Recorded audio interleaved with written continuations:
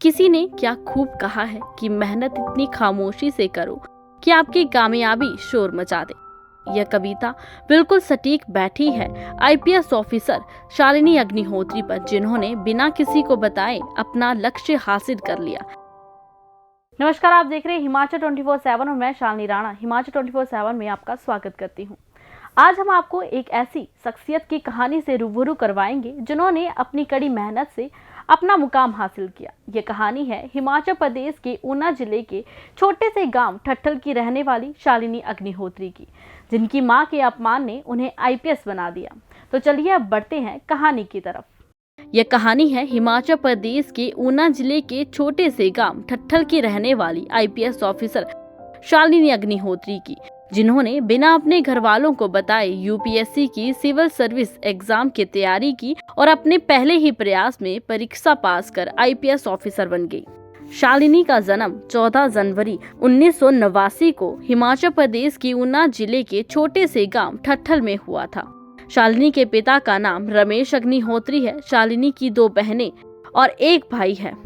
शालिनी ने कक्षा 10वीं में 92% अंक हासिल किए थे, लेकिन वो कक्षा 12वीं में केवल 77% अंक लाने में ही सफल हो पाई। इसके बावजूद उनके माता पिता ने उन पर विश्वास जताया और आगे पढ़ने के लिए प्रेरित किया। इसके बाद उन्होंने पालमपुर स्थित हिमाचल प्रदेश एग्रीकल्चर यूनिवर्सिटी से अपना ग्रेजुएशन पूरा किया। हिमाचल प्रदेश की ऊना जिले के छोटे से गाँव ठट्ठल की रहने वाले रमेश अग्निहोत्री, जो कि बेहद ही गरीब थे, लेकिन उनकी सोच बेहद सार्थक और उच्च स्तर की थी।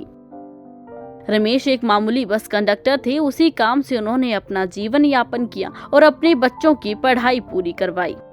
इन्होंने अपने बच्चों की पढ़ाई के लिए दिन रात मेहनत की और इनके बच्चे भी अपने पिता की लाचारी बेबसी को देखकर हमेशा पढ़ने पर ध्यान केंद्रित करते थे। रमेश अग्निहोत्री की 2 बेटियां और 1 बेटा है।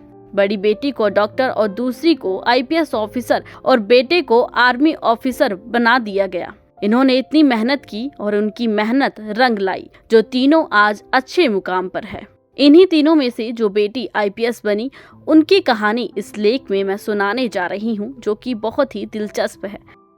शालिनी जब ग्रेजुएशन कर रही थी, तभी से उन्होंने बिना किसी को बताए यूपीएससी एग्जाम की तैयारी भी शुरू कर दी थी और जब तक इनका ग्रेजुएशन पूरा हुआ, तब तक शालिनी यूपीएससी एग्जाम में बैठने के लिए पूरी तरह से तैयार हो चुकी थी। उन्होंने घर वालों को तैयारी की जानकारी इसीलिए दी क्योंकि उन्हें ऐसा लगता था कि यह परीक्षा बेहद कठिन है और अगर वे पास नहीं हुई तो उनके घर वाले बेहद निराश हो जाएंगे। इसके अलावा उन्होंने यूपीएससी की सिविल सेवा परीक्षा की तैयारी के लिए कोई कोचिंग नहीं ली थी और ना ही किसी बड़े शहर का रुख किया था। यूपीएससी एग्जाम की पहले ही प्रयास में वह सफल रही। शालिनी ने मई 2011 में यूपीएससी का अपना पहला अटेम्प्ट दिया था और उनकी तैयारी इतनी पक्की थी कि उन्होंने अपने पहले ही अटेम्प्ट में देश की सबसे कठिन परीक्षा पास कर डाली। उन्होंने ऑल इंडिया में 250वीं रैंक हासिल की थी। उन्होंने इंडियन पुलिस सर्विस का चयन किया। मां के अपमान ने शालिनी अग्निहोत्री को ऑफिसर बना दिया।